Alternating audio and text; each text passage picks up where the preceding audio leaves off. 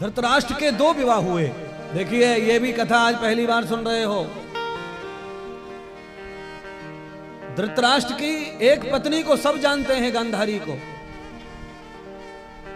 गंधर्वराज की कन्या गांधारी को आप सब जानते हैं, जिसने 100 पुत्रों को जन्म दिया।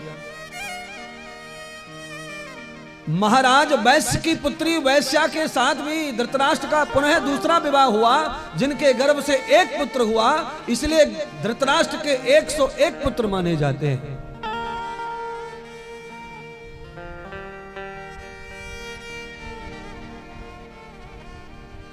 महाराज पांडु के भी 2 विवाह हुए। मगध राजा, मगध के राजा, आपको पता होना चाहिए मगध राज्य कहां आता। मगध आता बिहार में। मगध नरेश की पुत्री माद्री के साथ में पांडु का पहला विवाह हुआ। दूसरा विवाह सूरसेन की पुत्री कुंती से हुआ। सूरसेन कौन है? सूरसेन आगरा और ग्वालियर के बीच में उनका गांव है। भगवान कृष्ण के दादाजी, पिता के पिता महाराज सूरसेन के पुत्री कुंती के साथ उनका विवाह हुआ। दूसरा 2 विवाह हुए पांडु राजा के, माद्री और कुंती।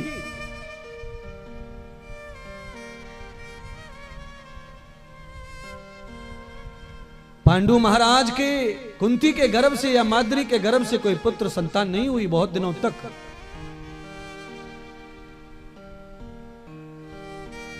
कहते हैं राजा पांडु को श्राप लग गया था ऋषि का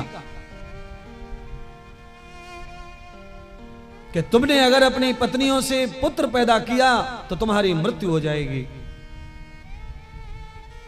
तो शंका पैदा हो गई श्रोता के मन में और जिज्ञासा भी पैदा हो गई। तो जन्मजय राजा भी सुनना चाहते हैं अपने पूर्वजों का वृत्तांत, और सौनक आदि ऋषि भी सुनना चाहते हैं। परमदयोर पतितो न कृत्यम अदितम सतम वीक्षितोर सुखम निहतम प्रदत्त दंडम च ये वस्तयुक्तम महामही युक्तानां तारवतेर पांडु। महाराज ये बताइए कि ऐसा महाराज पांडु ने कौन सा कर्म किया जिसकी वजह से उनको ऐसा श्राप लगा। तो कहते हैं जिस प्रकार राजा शांतनु को शौक था शिकार खेलने का, बिल्कुल वैसा ही शौक राजा पांडु को भी था। कभी कभी पिता के शौक पुत्र में आ जाते हैं, सभी पुत्रों में नहीं आते, पर कोई कोई पुत्र पिता की नकल पूरी की पूरी करता है।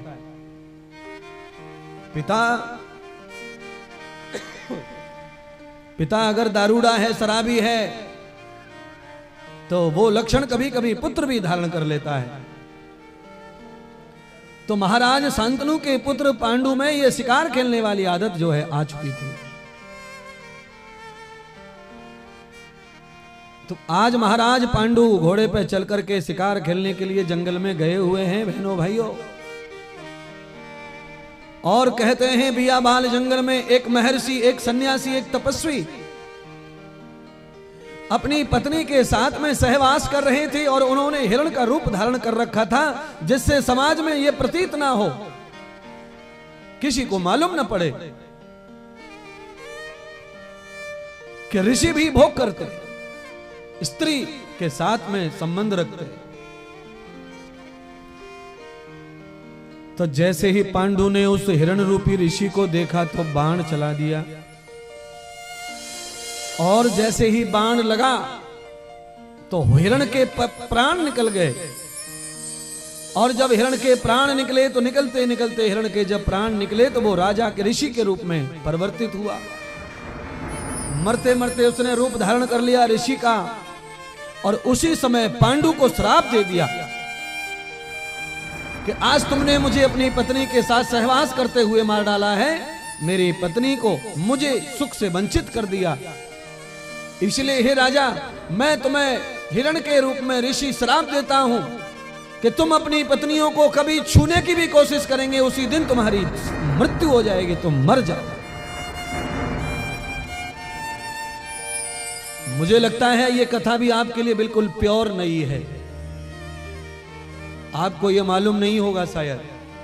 आप केवल ये जानते हैं कि पांचों पांडव, पांचों पांडव, पांचों पांडव, पांडु की वजह से उनका नाम पांडव। अभी तक कुंती को गर्व नहीं है, माद्री को गर्व नहीं है, और पिता मृत्यु को प्राप्त होने का श्राप भी लग गया। अब ये श्राप लगते ही पांडु हस्तिनापुर पहुंचे और अपनी पत्नियों को, अपनी मां कुंती को सारा वृतांत कह सुनाया। माफ कर देना मुझे, मैंने मां कुंती कहा, अपनी पत्नी कुंती को सारी बात कह सुनाई।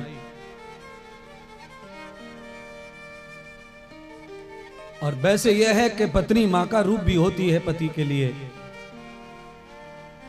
क्योंकि जब पति को सुलाती है, उसके पैर में, सिर में तेल लगाती है, उसके सिर में बाम लगाती है, उसके दर्द को खत्म करती है, तो उस समय वो मां का अवतार ही धारण कर लेती है। और जब मनोरथ भोजन पकाती है तो मां बनकर ही भोजन पकाती है। पर कथा है, लोग शब्द पकड़ते हैं, इसीलिए मैंने तत्काल उस शब्द को सुधारना ही उचित समझा है। क्योंकि लोग कथा भी सुनते हैं पर साथ साथ कमियां ढूंढते हैं कि क्या गलत बोल दिया, क्या उल्टा पुल्टा हो गया, क्या कम क्या ज्यादा हो गया। और एक ही शब्द को पकड़ेंगे, निकालेंगे, उसे एडिट करेंगे और मोबाइल पे डाल देंगे कि देखो इंद्रदेव महाराज ने क्या बोल दिया।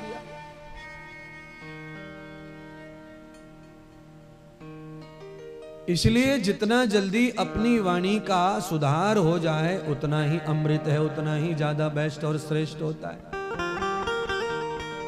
गलती समझ में ना आए तो अलग बात है, पर समझ आने पे तत्काल ही सुधारना चाहिए अपने आप को, अपनी वाणी को, अपने विचार को, अपने शब्द को। देखो समझ में नहीं आता है तो कोई बात नहीं है, हो गया हो गया। हम लोग जा रहे हैं कार में बैठ करके, रात्रि है और समझा ही नहीं कब चूहा आया, कब मेढक आया रोड पे, कब कुचल गया, हो गया तो हो गया पाप। उसका जो दंड होगा भोगेंगे, और चुकाया जाएगा तो हवन पूजा करेंगे, चुकाएंगे। पर जानबूझ करके मुझे लगता है कोई मेढक को भी रोड पे नहीं मारना चाहता, चूहे को भी नहीं मारना चाहता। कई लोग बिल्ली, कुत्ते, चूहे को बचाने के चक्कर में खुद ही मर जाते हैं, गाड़ी कहां से कहां पहुंच जाती है। तो मुझे लगता है आदमी खुद तो बचाना ही चाहता है सब, पर बस गलती है, कभी कभी हो जाती है, हादसा है। पर मेरे मन में एक विचार है, उस विचार को चलो संगीत के साथ आप तक पहुंचा दें। बसर गलती का पुतला है और गलती हो ही जाती है,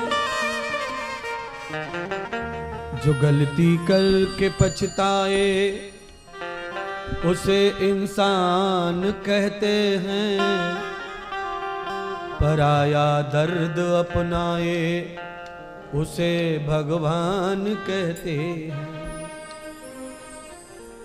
बहुत लंबा समय हो गया सत्यवती को रोते रोते, क्योंकि गांधारी के 100 पुत्रों का जन्म हो गया और धृतराष्ट्र बड़े हैं सत्यवती के पुत्र। इस कारण वो अंधे थे तो भी उनको ही हस्तिनापुर का राज्य दिया गया, क्योंकि सत्यवती ने ये व्रत उसके पिता ने, निषाद राज ने पहले ही करवा लिया था। और उसी वचन को पूरा करने के लिए अंधे पुत्र को राजा बनाया गया।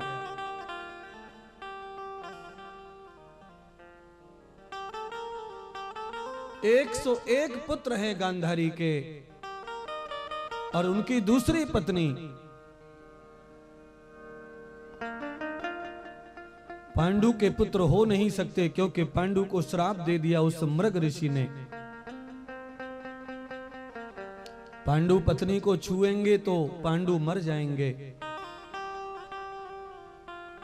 दोनों ही पत्नी पतिव्रता हैं, सत्यवंती हैं, और वो सती का व्रत जानती हैं। मगध नरेश की पुत्री माद्री और सूरसेन महाराज की पुत्री कुंती दोनों ही सत्यवंती रह करके जीवन जी रही हैं।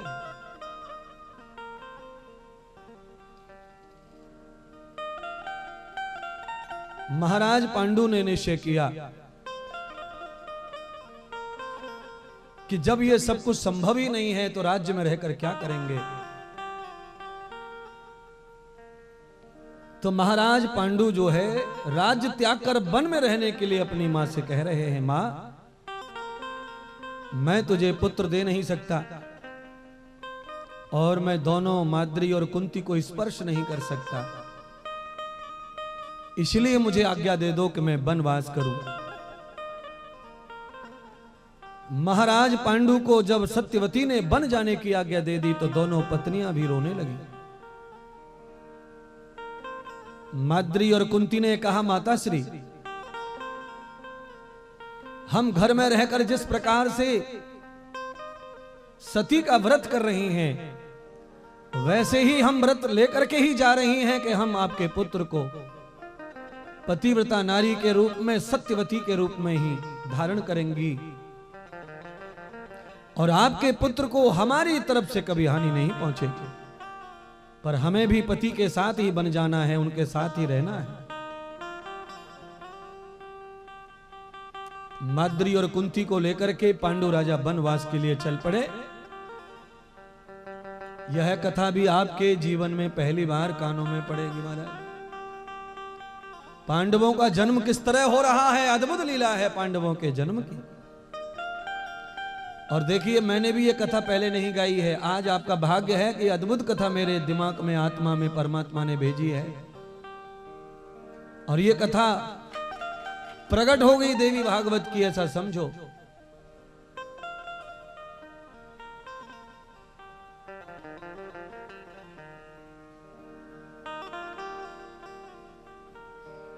देवी भागवत के द्वितीय स्कंद की कथा है ये। पांडु गहन तप कर रहे हैं और अपनी दोनों पत्नियों के साथ में अनंत विचरण भी करते हैं, पर गृहस्थ में नहीं है, दोनों तप में है, क्योंकि उन्हें पता है कि स्त्री पुरुष यानी पांडु का स्पर्श ही उनकी मृत्यु का कारण है और हम विधवा हो जाएंगे। पति चाहे हमारा कैसा भी हो, अगर उसके नाम की माथे पर टिकली लगी है, चाहे वो निकम्मा है, रिकामा है, पर पत्नी का कवच रहता है, खाली इतना निशान भी पत्नी पर रहा तो ये नालायक लोगों की नजरों से पत्नियां हमेशा बची रहती हैं। इसीलिए दोनों स्त्रियों ने निश्चय किया कि पति हमारे बलवान योद्धा वीर तो हैं, पर उनका जिंदगी से हमारे श्रृंगार सजे रहेंगे। आवश्यक ये नहीं है कि हमें भोग करना चाहिए। पति के साथ रहकर सीता भी सती बनकर रही और माद्री और कुंती भी दोनों सतीत्व को धारण करके जी रही हैं हमारे।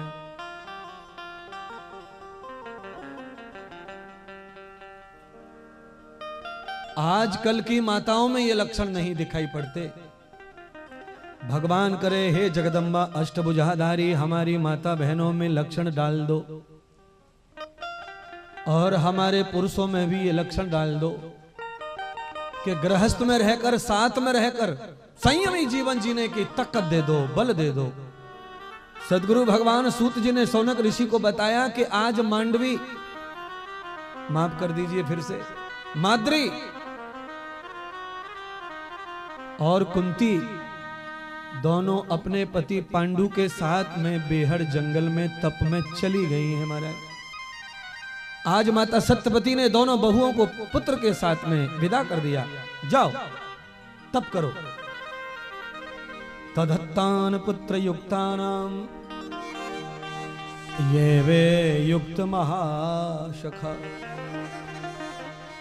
कुंती के मन में आज अचानक एक विचार पैदा हुआ। कुंती ने कहा अपने पति पांडु से हे देव, आज तक मैंने जो बात किसी को नहीं बताई वो आपको बताना चाहती हूं, क्योंकि आप मेरे परम पति हैं। और वैसे ये जो बात कुंती बता रही है पांडु को, ये बात कभी किसी लेडीज को अपने पति को नहीं बतानी चाहिए। ये बहुत खतरनाक बात है। जीवन छूट सकता है, पति छूट सकता है, जिंदगी खत्म हो सकती है।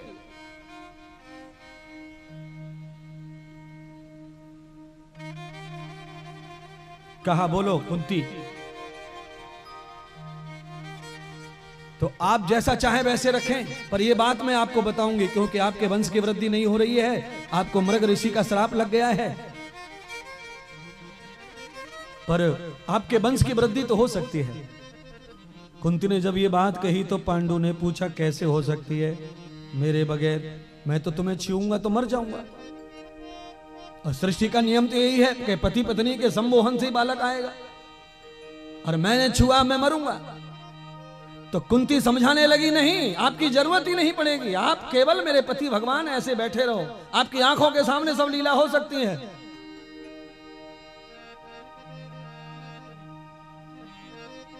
आज कितनी बड़ी बात कुंती अपने पति को बताने जा रही है उनके कल्याण के लिए। कहा, स्वामी, मैं जब थोड़ी बड़ी हो रही थी, 14, 15, 16 साल की, तब मेरे घर दुर्वासा ऋषि आए थे, और हमारे वो कुलगुरु हैं दुर्वासा ऋषि। आपको भागवत में कथा सुनने को आती है ना, तब देखा होगा कि रुक्मिणी के साथ विवाह होता है भगवान का, तो भगवान दुर्वासा ऋषि के आशीर्वाद के लिए जाते हैं रुक्मिणी को लेकर। तो महाराज सूरसेन के गुरुदेव दुर्वासा ऋषि जब घर आए, तो हमारे हिंदू धर्म में परंपरा है पहले से कि कोई महात्मा साधु आते हैं या कोई पूजा पाठ होता है, तो हमारे यहाँ कोरी कुमारी कन्या को ही साधु महात्मा के भोजन परोसने सेवा में रखते हैं कि भाई वो पवित्र है, देवी का रूप है, उसमें कोई गंदगी नहीं है, तो महात्मा आए हैं, इनकी सेवा करें। तो इसी तरह मेरे माता पिता ने मुझे गुरुदेव की सेवा के लिए उनके पास में रख दिया। तो मैंने गुरुदेव की जब परम सेवा की तो गुरुदेव मुझसे प्रसन्न हो गए। और जब दुर्वासा ऋषि मुझसे प्रसन्न हो गए, ये कथा भी नहीं सुनी आपने कभी। दुर्वासा ऋषि जब मुझसे प्रसन्न हो गए तो उन्होंने प्रसन्न होकर के मुझे मंत्र दिया था और कहा था, पुत्री, ये तेरी प्रसन्नता से, तेरी सेवा से मुझे लगा कि तू बहुत पवित्र है, तो ये मंत्र धारण करो, और इस मंत्र के जपने से तुम जो चाहोगे तुम्हें प्राप्त हो जाएगा। पर ध्यान रखना, ये मंत्र जिस देवता के नाम से तू जपेगी, वो देवता जब आएगा तो तुझे वरदान दे के जाएगा और तुझे लेना पड़ेगा। यह बात कुंती ने किसी को बताई नहीं और गुरुदेव से वो मंत्र ले लिया। अचानक मौसम बदला होगा, बहुत ज्यादा ठंडी वंडी पड़ी, तो कुंती को ऐसा लगा कि बहुत ठंडी है, मरे जा रहे हैं, तो उन्होंने सूर्य देवता को प्रकट करने के लिए उस मंत्र का जाप शुरू कर दिया। बधितो एव मंत्रया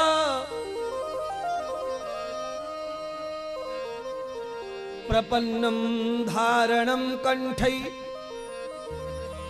लब्धामयेव वर्धनी त्वयाम भास्करौ देव आगंतम देव पृथिव्याम। कुंती महल के ऊपर खड़ी होकर मंत्र जाप कर रही थी, तो भनभना करके, युवा होकर, जवानी में तंतना करके सूर्य भास्कर देव आ गए धरती पर।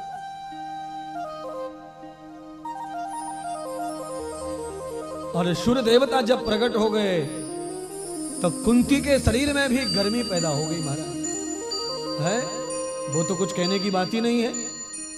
अरे सूर्य देवता जब प्रकट हो रहे हैं तो पंडाल में भी आप समझ पा रहे होंगे, और अभी नहीं है तो अभी समझ पा रहे हैं कितना बदलाव है सूर्य के आने और जाने का। कुंती का शरीर भी गर्म हो गया। अब कुंती परेशान हो गई, देव को प्रणाम किया। सूर्यदेव कहते हैं, देवी, तुमने मुझे जिस मंत्र से प्रसन्न किया है मैं प्रकट हो गया हूं, बोलो क्या चाहिए। तो कुंती कहती है, कुछ नहीं चाहिए, गुरुदेव ने मंत्र दिया था, मैंने तो ऐसे जाप किया, परीक्षा की मंत्र की, और आप प्रकट हो गए। तो सूर्य देवता कहने लगे, जिस प्रकार तुम्हारे गुरु तुम्हें सेवा देकर प्रसन्न हो रहे थे तुमसे, ऐसे ही मैं भी तुम्हारी सेवा देख के प्रसन्न हो गया हूं। मैं चाहता हूं कि तुम थोड़ी देर मेरी पत्नी बन जाओ, और पत्नी बन करके मैं सारा तप जप तुम्हें देना चाहता हूं। कुंती ने कहा कि मैंने उनके चरण पकड़ लिए सूर्य देवता के, कि आप ऐसा ना करें, मेरी उम्र भी नहीं है और मेरे घर के लोगों की आज्ञा भी नहीं है, और समाज का भी ये अधिकार नहीं है कि मैं इस तरह का आपके साथ कोई कृत्य करूं, ये अच्छी बात नहीं है। सूर्य देवता कहने लगे, देवी तुमने मंत्र जपा है, अगर आज तुमने मंत्र के देवता को प्रसन्न नहीं किया, उससे वरदान नहीं लिया, उनकी इच्छा पूरी नहीं की, तो जिस देवता ने तुम्हें मंत्र दिया है मैं उस गुरु को भी भस्म कर दूंगा और साथ में तुम भी भस्म हो जाओगे। जैसे ही कुंती ने सुना कि मेरे गुरुदेव को भस्म कर देंगे, मेरे गुरु का नाश, मेरी गुरु की विद्या का नाश हो जाएगा, तो अपने गुरु की सुरक्षा के लिए माता कुंती ने सूर्य देवता को स्वीकार कर लिया, और स्वीकार कर से ही कुंती के गर्भ में बालक आ गया। अब तो कुंती जाए तो जाए कहां? कहते हैं कि ये सब चीज कुंती ने बाद में होने के बाद घर वालों को बताई, तो महाराज सूरसेन ने अपनी पुत्री का मान सम्मान और अपने घर का मान सम्मान बचाने के लिए अपनी पुत्री को 9 महीने कैद खाने में बंद रखा, और जैसे ही बालक पैदा हुआ उसे मधुसा में बंद करके, वैसे तो उसे मारने के लिए जा रहे थे, पर मार्ग में सूत दासी मिली, उस दासी को समझा बुझा करके उस बालक को दे दिया। कहते हैं कि उस दासी के घर में, उस सूत के घर में कुंती के उस पुत्र का पालन पोषण हुआ।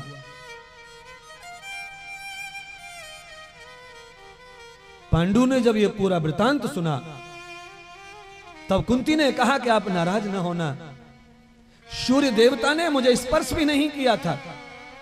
सूर्य देवता ने कहा था कि तुम्हें पुत्र तो होगा, पर तुम निष्कलंक और हमेशा ब्रह्म और कुमारी ही रहोगी, तुम कभी भी अपने पति के अलावा तुम्हारा कौमार्य कभी समाप्त नहीं होगा। देवताएं, भगवान को किसी के साथ भोग करने की जरूरत नहीं है, बच्चे तो भगवान ही देते हैं सबको, सूर्य नारायण। ये सारी लीला है, ये समाज शरीर ये मानव करता है। परमात्मा निर्लेप होकर ही सृष्टि रच रहा है, ऐसे ही नारायण ने सृष्टि रची, सूर्य नारायण ने। कुंती ने सारा वृतांत कहा, तो कहा प्रभु पतिदेव आपके वंश की आज्ञा होवे तो मुझे लगता है वो मंत्र मेरे पास आज भी है, अगर वो मंत्र में जपूं तो कोई भी देवता ये कृपा कर सकता है कि आपका वंश हो सकता है और मुझे पुत्र हो सकता है, और आपकी मृत्यु नहीं होगी और आपको छूने छाने की जरूरत नहीं पड़ेगी। आए राम, ऐसी पत्नी, वफादार पत्नी, ऐसी धर्मात्मा, ऐसी बुद्धिमान, ऐसी चतुर, ऐसी योग्य पत्नी होना कितने सौभाग्य की बात।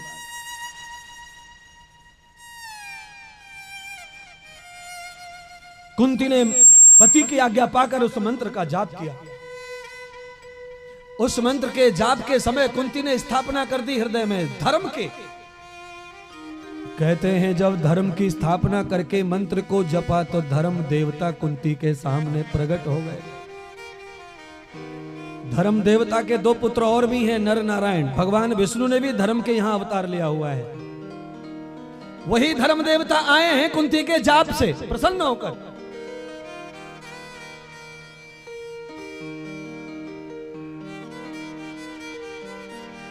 धर्म देवता ने वरदान दे दिया कुंती को। धर्म का रूप ही अवतार लेकर के धर्मराज युधिष्ठिर के रूप में कुंती के गर्भ से युधिष्ठिर का जन्म हुआ।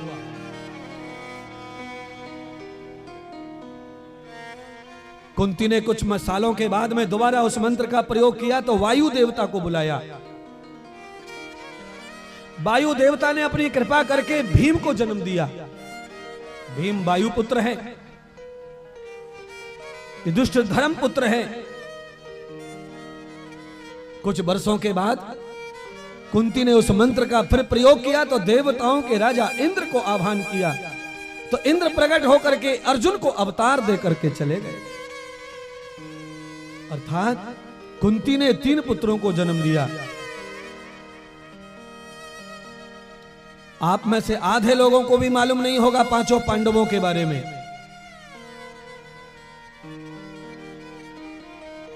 कुंती केवल 3 पुत्रों की ही मां है, धर्मराज की, भीम और अर्जुन की।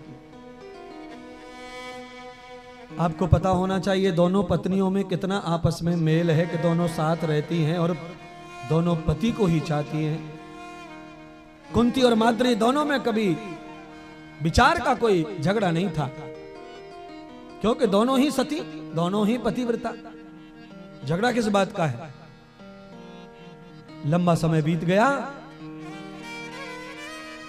एक दिन माद्री पांडु जी के पास में आके रोने लगी। स्वामी, जिस प्रकार दीदी ने आपको पुत्र देकर सौभाग्यवती का आपके सामने ही वर्ण कर लिया, मेरी इच्छा है कि मेरे गर्भ से भी पुत्र होवे तो मेरे स्त्रीत्व का भी जीवन सफल हो जाए। स्त्री का जीवन सफल माना जाता है गर्भ धारण करके। किसी भी बालक को जन्म दे दे गृहस्थ में तो स्त्री को पूर्णतः सफल माना जाता है और स्त्री की प्रतिष्ठा सम्मान भी बढ़ता है।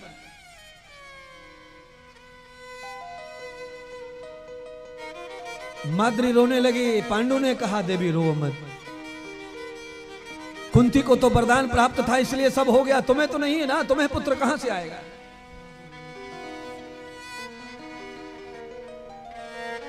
मेरे द्वारा अगर तुम पुत्र चाहती हो तो मेरा तो मृत्यु हो जाएगी।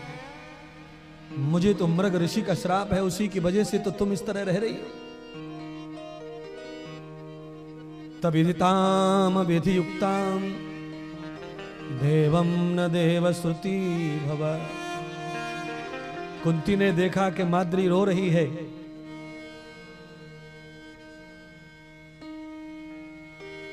तो कुंती ने पतिदेव से कहा, स्वामी मेरे पास जो मंत्र है मेरा काम तो हो गया, अब वो जो मेरा मंत्र है अब उसका कोई प्रयोग मुझे नहीं चाहिए, तो आप चाहें तो मैं माद्री को यह मंत्र दे सकती हूं। माद्री को पूछ लो, अगर उसे मंत्र के प्रभाव से आशीर्वाद चाहिए भगवान का तो लीला हो जाए।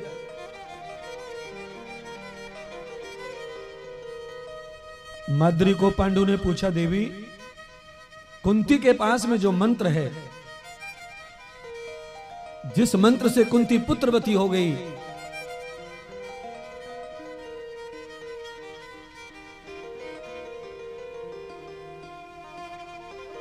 उस मंत्र से तुम भी पुत्रवती हो सकती हो। तुम्हें संकोच ना हो तो कुंती तुम्हें वो मंत्र देना चाहती है। माद्री ने हंसते हुए कहा, स्वामी मुझे तो आपके राज्य और वंश की परंपरा की चिंता है। मेरा लेकिन परंतु जो होगा हो जाएगा, पर आपका वंश बढ़ना चाहिए और मेरी कोख को सम्मान मिलना चाहिए। तो कुंती ने दुर्वासा ऋषि का जो दिया हुआ मंत्र था वो माद्री को दे दिया। कहा, ले बहन इस मंत्र को जप और इसमें तू जो ऋषि का ध्यान करेगी वो ऋषि तुझे प्राप्त हो जाएंगे और तेरा सतीत्व पतिव्रता धर्म नष्ट न होते हुए भी तुझे मां बनने का सौभाग्य प्राप्त हो जाएगा। शास्त्रों में 11 प्रकार से एक स्त्री मां बन सकती है बिना किसी पाप के। केवल पति के साथ में मां बन सकती है ऐसा नहीं है, पति के अलावा भी मां बनने के लिए 11 नियम हैं शास्त्रों में। कल मैंने कहा ना कि नियोग होता है, 11 प्रकार का नियोग होता है, पर वो सब सामाजिक है। हमारे यहां मंत्रों में इतनी शक्ति है कि जो काम दवा न कर सके, जो काम दुआ न कर सके, जो काम डॉक्टर न कर सके, जो काम हकीम न कर सके, वो काम मंत्र से, भगवान के भजन से, ध्यान से हो जाता है। और इसीलिए हारे का हथियार ही भगवान है। जिसका कोई नहीं होता उसका सब जानते हो भगवान। अच्छा बोलिए, डॉक्टर में आप हॉस्पिटल गए, यहां से धमंत्री, वहां के डॉक्टर ने कहा कि यहां इलाज नहीं होगा, सीरियस मामला है, तो रायपुर में गए, वहां भी बड़े हॉस्पिटल में जाकर डॉक्टर ने देखा, कहा नहीं महाराज खतरनाक है, यहां भी इलाज नहीं होगा, तो नागपुर, महाराज यहां नहीं होगा तो नागपुर से कहां जा ले आए। दिल्ली का ट्रांसफर हो गया। समझ गए? दिल्ली वाले डॉक्टर ने कह दिया कि महाराज कहीं मत ले जाओ, अब तो सिर्फ भगवान ही जाने, आगे कहीं रास्ता नहीं है। सारे डॉक्टरों ने ट्रांसफर परिवर्तन तो किया, ट्रांसफर तो इधर से उधर किया बचाने के लिए, पर आखिरी डॉक्टर ने ना बोल दिया। क्या बोल दिया? अब तो सिर्फ भगवान ही बचा सकता है, हमारा काम हो गया। तो आखिरी वक्त पर जब सब हार जाते हैं तब भगवान ही काम आता है। डॉक्टर भी वही कहते हैं और सब महात्मा संत महात्मा भी वही कहते हैं। आज कुंती का जो मंत्र लिया माद्री ने, मंत्र जाप करने के लिए जब माद्री बैठी तो उस मंत्र का फल माद्री को भी प्राप्त हुआ। अश्विनी कुमार माद्री के सामने उपस्थित हो गए और अश्विनी कुमार ऋषियों ने माद्री को वरदान दे दिया और माद्री भी 2 पुत्रों की मां बन गई, नकुल और सहदेव की। कहते हैं महाराज सहदेव जब जन्म लेकर आए थे तो सहदेव उस समय पूरे विश्व के सबसे सुंदर पुरुष थे। इतना सुंदर स्वरूप था ऋषियों के वरदान का। अश्विनी कुमारों ने माद्री की कोख में 2 पुत्र डाल दिए, नकुल और सहदेव। माद्री भी अति सुंदर थी। आज हम राजा पांडु के मन में माद्री को जब खुश देखा, कोई भी स्त्री जब प्रसन्न होती है अंदर से और चेहरे से भी हंसती है तो बहुत अति सुंदर लगती है। आज अपनी पत्नी माद्री को हंसते हुए आनंद में देखा तो राजा पांडु के मन में काम पैदा हो गया। पत्नी ने कहा स्वामी आप जानते हैं फिर भी आपके मन में इस प्रकार का काम जो पैदा हुआ है वो आपकी मृत्यु है। और मैं तो यही कहता हूं कि प्रत्येक पति की मृत्यु काम वासना ही है। जैसे ही माद्री ने कहा कि आप ऐसा मत सोचिए, आपने इतना जीवन बिता लिया और अब तो आप पिता बन गए हैं, अब तो आवश्यकता समाप्त हो गई है पतिदेव। पर पांडु काम को थका नहीं पाए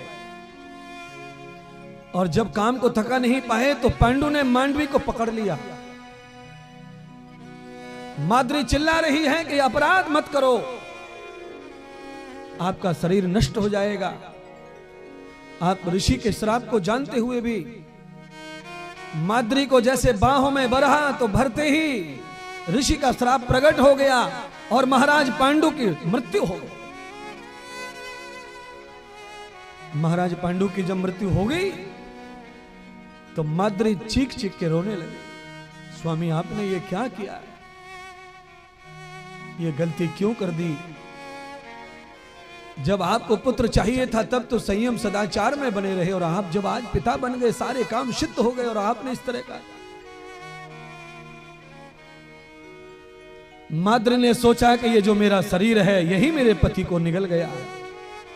अगर मैं सुंदरी ना होती और ना मैं मुस्कुरा कर उन्हें आकर्षित करती, ना उनके मन में ऐसा भाव पैदा होता। तो माद्री तो सती ही थी, अब क्या किया जाए? तो अपने दोनों पुत्रों को माता कुंती को समर्पित कर दिया। माद्री ने कहा बहन मेरे दोनों पुत्रों की मां तुम ही हो, क्योंकि मंत्र तुम्हारा ही था। आज मेरे पति दुनिया में नहीं रहे तो मेरे शरीर के स्पर्श से मेरे पति का शरीर का अंत हुआ है, इसलिए इस शरीर को भी मैं अपने पति के साथ अंत करती हूं। तो कहते हैं उसी बेहद जंगल में माद्री ने पांडु के साथ ही चिता में जिंदा अपने शरीर को जला दिया। वो सती थी और सती हो गई, इसीलिए ये 5 पुत्र कुंती के कहलाए, क्योंकि कुंती के ही मंत्र के प्रभाव से उनका जन्म हुआ था। और आज कुंती ही उनकी मां बनकर उनका पालन पोषण करती हुई हस्तिनापुर के राज्य की ओर जब लौटी तो ऋषि मुनि सब कुंती को लेकर 5 पुत्रों के साथ सत्यवती के पास पहुंचे हैं। और सारी कथा जंगल में जो हादसा हुआ है, जो व्यवस्था हुई, जो काम हुआ, वो सब सत्यवती को समझाया। तो सत्यवती ने कुंती को अपने गले से लगा कर कहा, बहू मुझे नहीं पता था तुम इतनी महान हो, आज से सारा का सारा संसार हस्तिनापुर का तुम्हारी आज्ञा में चलेगा। कुंती हस्तिनापुर की पूर्णतः महारानी बन गई और पूरे हस्तिनापुर के ऊपर कुंती का शासन समृद्ध हो गया। तब माता सत्यवती ने पांडु के घर में कुंती को पुत्रों की प्राप्ति हो गई। वायुदेव के रूप में भीम आ गए, धर्मराज के रूप में धर्म आ गए, इंद्र के रूप में अर्जुन, ऋषि मुनियों के रूप में नकुल और सहदेव आ गए। तो कुंती माता ने सत्यवती को देखा, सत्यवती माता ने मां वैष्णवी का पूजन किया है। बोलो वैष्णो माता की जय हो। खोया हुआ सामान वैष्णो माता की कृपा से प्राप्त हो जाता है। जो माता जम्बू में है ना, कटरा में, वैष्णो देवी, ज्यादा से ज्यादा लोग उसकी दर्शन की चरणों में जाने वाले लोग वही होते हैं जिनको पुत्रों की प्राप्ति हो जाती है, जिनका खोया हुआ वर्चस्व, खोया हुआ जीवन वापस आ जाता है, वो वैष्णव की पूजा करते हैं। सत्यवती माता ने वैष्णव माता की पूजा की है और उनका ध्यान धर करके सत्यवती ने भी अपने शरीर का त्याग माता रानी के चरणों में कर दिया और अपना सारा दायित्व, अपना सारा धर्म हस्तिनापुर का कुंती के हाथों में सौंप दिया। धृतराष्ट्र के सामने कुंती को बड़ा बना करके सत्यवती स्वर्ग धारण कर गई। अब आप कल्पना करें, धृतराष्ट्र राजा हैं और सारी बात अब कुंती की माननी पड़ेगी। धृतराष्ट्र और गांधारी दोनों ने कुंती को सहज स्वीकार किया है, सम्मान सहित। कुंती का बहुत अधिक सम्मान करते थे धृतराष्ट्र, और गांधारी भी कुंती का बहुत सम्मान करती थी, क्योंकि कुंती ऐसे पिता की पुत्री है, बचपन से गुरु धारण किया है दुर्वासा ऋषि।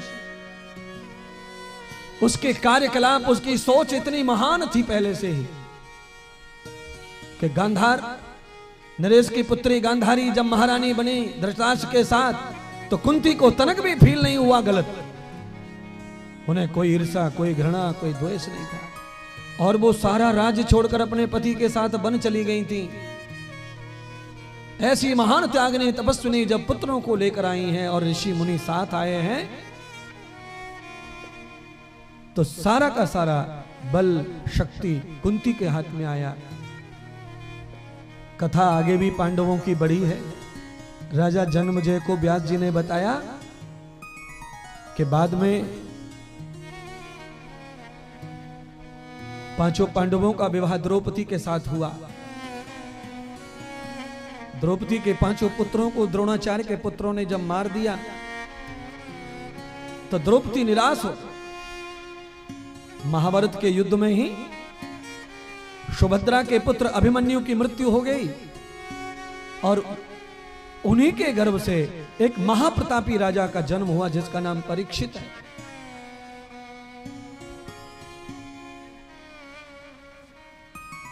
भगवान द्वारिकाधीश जब चले गए,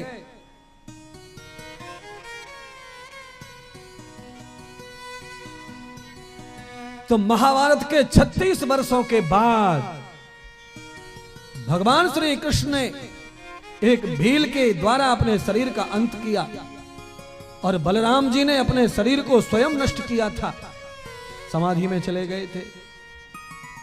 यादवों का पूरी तरह सर्वनाश हो गया था। अर्जुन सारे हस्तिनापुर, सारे वृंदावन, बरसाने, ब्रज के समस्त नर नारियों को लेकर लौट रहे थे, तभी अर्जुन को लूट लिया चोर अहीरों ने मिलकर।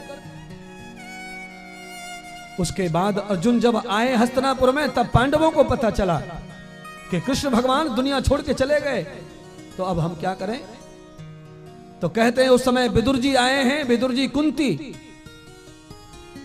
गांधारी और धृतराष्ट्र को लेके हिमालय चले गए। और हिमालय जब गए हैं तो भागवत में कथा अलग आती है। देवी भागवत में यह है कि वहां हिमालय जब गए तो वहां पर जंगल में अचानक आग लगने के कारण तीनों प्राणियों की आग में जल के हत्या हो गई, वो नष्ट हो गए। धृतराष्ट्र, गांधारी और कुंती, विदुर जी सहित सब समाप्त हो गए। तब पांडवों ने परीक्षित को राज्य देकर के खुद को वनवास में प्रवेश कराया। तो व्यास जी कहते हैं, जन्मजय, तुम्हारे पिता को जब श्राप लग गया ऋषि के अपमान का, सांप के डसने का, वो गुरुदेव के चरणों में, जागत भगवत चरणों में चले गए और फिर तुम्हारा जन्म हुआ। इतनी कथा व्यास जी ने जन्मजय को श्रवण कराई। धावतम अंबान युक्तानाम,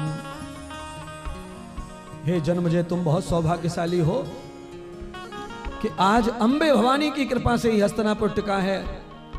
पांडवों का भी सर्वनाश होने के बाद भी तुम्हारा जन्म हुआ। अच्छा, कभी कभी क्या होता है बंधुओं, कभी कभी क्या होता है, पिता मर जाने के बाद पुत्र का जन्म होता है। कितने मिलिट्री मैन, कितने फौजी लोग ऐसे हैं जिनके मर जाने के बाद उनके घर में बालक आता है। ऐसे ही जन्मजय का जन्म हुआ और ऐसे ही परीक्षित का भी जन्म हुआ था।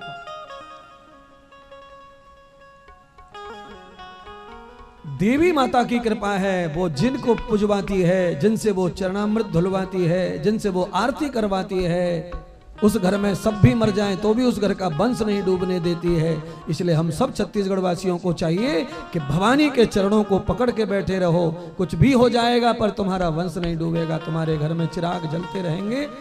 आज हम कथा को यहीं विश्राम कर रहे हैं। तत्वाम विहतम वरितो देवी,